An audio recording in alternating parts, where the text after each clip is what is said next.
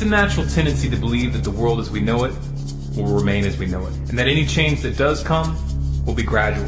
However, history has shown over and over that this is a false assumption. This tendency, often referred to as the normalcy bias, prevents people from seeing and understanding the immense forces of causality which build up as a society approaches a cataclysmic change. The U.S. economy is headed for a collapse. In this video, I'm going to demonstrate why this collapse is inevitable, and I'm going to show you evidence that the U.S. government is actively preparing for this event right now. The U.S. national debt is currently at about $16.7 trillion, and it's been growing by an average of $3.87 billion a day. This is an inconceivable amount of money. The human mind just isn't capable of registering what numbers of this size actually mean. So let's take a look at a visual representation. This is $100. This is $10,000 in $100 bills. This is $100 million. It's also about how much 3,500 Americans would make with a salary of $28,500 a year. And this is 16 trillion. Again, these are stacks of brand new $100 bills. And guess what? This number is dwarfed by the unfunded liabilities that are estimated to stand between 86 trillion and 123 trillion, depending on who you ask. To add to the mix, we have an estimated $1.2 quadrillion in debt-based derivatives still in the banking system. Now, I couldn't find a graphic representation of $1 quadrillion, but a quadrillion is 1,000 trillion. So it's 1,000 times this. Like I said, these are inconceivable figures here. This is not fixable. Those who try to convince you otherwise are not misinformed. They're lying to you. One way or another, we're headed for a breaking point. This is the inevitable result of having a debt-based currency. For more information on this topic, please watch my video entitled Why a Dollar and Euro Collapse is Guaranteed. The U.S. government sees this coming and they are preparing. The way that they're preparing, though, should make the hair stand up on the back of your neck. You might remember not too long ago I did a report on the billions of rounds of hollow point bullets and buckshot that the Department of Homeland Security has on order. Perhaps you thought this was a crazy conspiracy theory. Well, if Forbes is willing to acknowledge it, is that mainstream enough for you?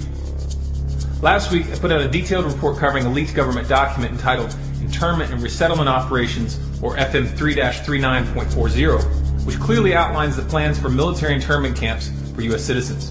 It specifically mentions the use of psychological operations officers within the camps to isolate activists and to pacify the population. The link to the video and the document itself is in the description.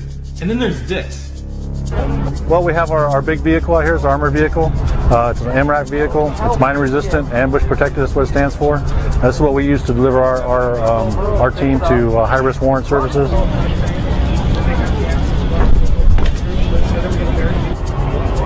This is the only entry in the vehicle here, so all the operators, we've modified our particular vehicle to have the skids on the sides so that we can have operators on the side and just get off the vehicle from the sides. It makes for a very fast deployment. That's what we're trying to do.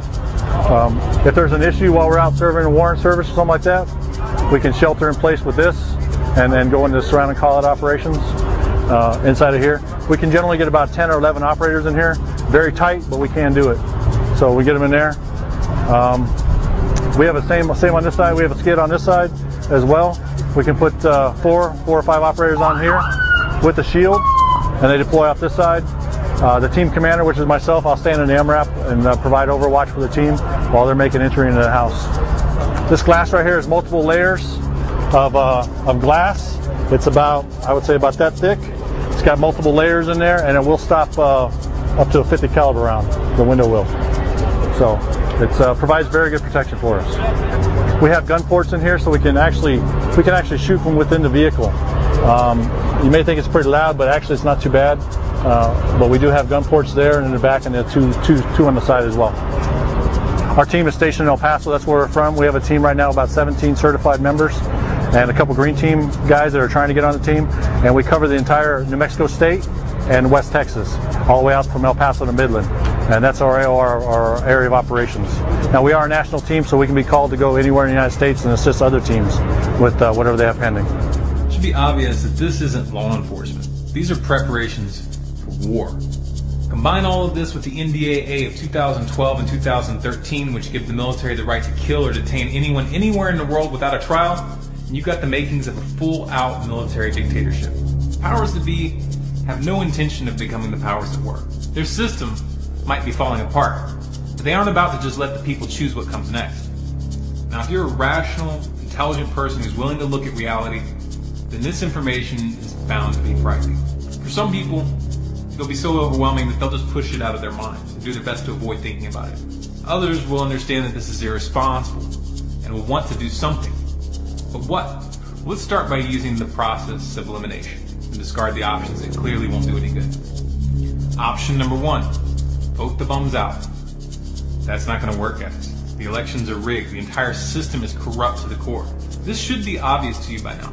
You have zero chance of getting your country back through politics at this point. To pretend otherwise is just delusional. Option number 2, hold protests or fill out petitions. Come on, seriously? Criminals running the system don't care what you think. Your petitions mean nothing to them. Stop groveling at their feet. Option number 3, launch a violent revolution. Okay, as popular as this option may be with some people, the fact of the matter is the public is not psychologically or logistically prepared for this. If a small handful of civilians armed only with rifles and handguns try to take on the federal government right now, the results would be disastrous. Anyone with urban combat experience, especially veterans of Iraq or Afghanistan, can attest to this. So what does that leave us? I'm going to describe 3 steps that would change the game if the people could bring themselves together. This is not a command or recommendation, it's just my analysis of what would work. Step number 1, cut the federal government and the bankers off financially. Bleed them dry on every level, meaning stop every single payment going in their direction. If you aren't willing to go cold turkey in this regard, organizing a file for extension, day of action, for example, this April, might be a start. Make no mistake though, to really bring these crooks to their knees, you're going to have to play hardball. Step number 2, occupy and blockade the Congress. Do not let these criminals through the doors. Congress and the Senate are guilty of high treason. The most lenient penalty that they should face for the crimes that they have committed would be a life behind bars. Merely preventing them from going to work would be beyond merciful. But it would be a start. Step number 3, call for the military to break the chain of command and refuse to fight in these wars in Africa and the Middle East. Call for them to come home and protect the people from its real enemies. Soldiers want to fight for freedom, they need to disband the Congress, the executive, and the kangaroo courts that some like to call the judicial system, and bring the financial cartel, which is really running this show, to justice. Sound extreme? Yes, it's extreme, but that's what it would take. Short of this, America's headed for an overt East German-style lockdown when the economy unravels. This isn't something that's coming 20 or 30 years from now. The scale and the pace of the government's preparations should make that clear. Those who have young children and who don't want anything to do with this insanity would be advised to have a plan B, meaning you need to make the necessary preparations to leave the country on short notice. You should have a passport for every member of your family. You should have enough cash to get you out of the country. You need to research the geography, the politics, and the immigration policies of several countries. If the country you're looking at speaks a foreign language, then you need to start learning that language. This is really just the bare minimum. Listen, I don't want to look at this any more than you do. I don't want to see my country go down this road. And to be honest, I don't know what our chances are of changing the outcome. All I know is that we have to try. We've got to wake people up to what's coming. If we're going to win, it's only going to be possible if we reach critical mass. If you feel this message needs to get to the public, then please share this video by every means possible. Share it to Facebook, to Twitter, to your friends via email. If you want more content like this, please subscribe to this channel, Storm Clouds Gathering, here on YouTube.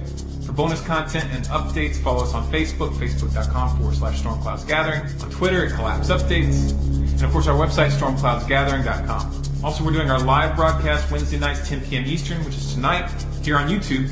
So be sure to check in for that.